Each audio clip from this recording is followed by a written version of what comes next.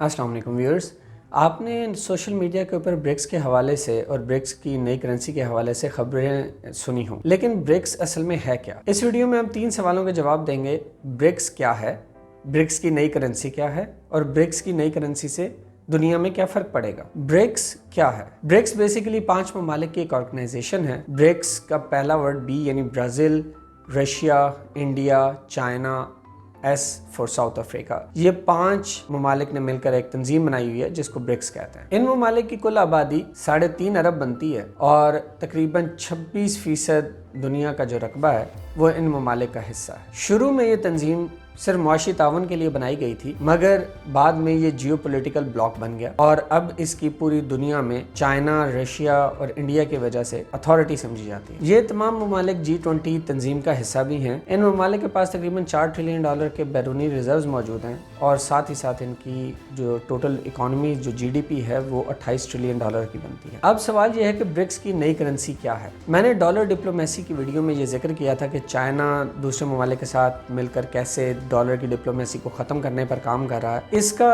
एक हिस्सा एक नई करेंसी भी है। ब्रिक्स में मौजूद ये तमाम ममालिक मिलकर एक नई करेंसी शुरू करना चाहते हैं। ब्रिक्स के तमाम ममालिक इस करेंसी में तिजारत करेंगे और न सिर्फ ये कि वो दूसरे ममालिक के साथ इस करेंसी में तिजारत कर रहे होंगे, बल्कि जो दूसरे ममालिक इस तिजारत में उनके साथ शामिल होंगे उनका इन्हिसार भी डॉलर से कम होगा, जो कि डॉलर की ऑलरेडी मौजूद डिप्लोमेसी को मज़ीद कमज़ोर कर देगा। अब सवाल ये है कि ब्रिक्स कि इस करेंसी से दुनिया को क्या फ़र्क पड़ेगा। इससे पहले यूरोपीय यूनियन ने यानी यूरोपियन ममालिक ने मिलकर एक यूरो के नाम से करेंसी लॉन्च की थी जो 2000 में लॉन्च की गई थी। इस करेंसी का बेसिक मकसद था कि यूरोपीय यूनियन में शामिल ममालिक का डॉलर के ऊपर से इन्हिसार कम किया जाए। डॉलर का इन्हिसार तो इन ममालिक का कम हो गया, मगर ये ममालिक आपस में ही यूरो के अंदर ट्रेड करते हैं और ये करेंसी काफ़ी मजबूत है। यूरो का रेट इस वक्त डॉलर के रेट के बराबर है, लेकिन यूरो डॉलर के मुकाबले में उतनी शोहरत हासिल नहीं कर पाया। अभी भी बहुत सारे ममालिक के रिजर्व डॉलर में है, जिस तरह पाकिस्तान के भी आपने रिजर्व सुने होंगे कि जब डॉलर्स में पाकिस्तान के रिजर्व्स कम होते हैं तो पाकिस्तान के दिवालिया होने का खतरा हो जाता है, जो कि हम लोग बैरून अक़वामी पर चीज़ें खरीदो फरोख्त नहीं कर सकते। इस वक्त तकरीबन 32 के करीब ममालिक जो हैं वो ये करेंसी एक्सेप्ट करने को तैयार हैं और इस करेंसी पे तिजारत करना चाहते हैं। मैंने पिछली वीडियो में भी जिक्र किया था कि कोई 19-20 के करीब ममालिक जो है वो ब्रिक्स तंजीम में शामिल होने की ख्वाहिश का इजहार कर चुके हैं। जब ये करेंसी लॉन्च की जाएगी और मुख्तलिफ ममालिक इसमें तिजारत कर रहे हैं तो जाहिर है उन ममालिक को इस करेंसी में अपने रिजर्व भी रखने पड़ेंगे। दुनिया के 20 बड़े ममालिक भी, 20 बड़ी इकोनॉमीज भी इस ब्रिक्स करेंसी में तिजारत कर रही हैं, तो ये डॉलर को सिग्निफिकेंटली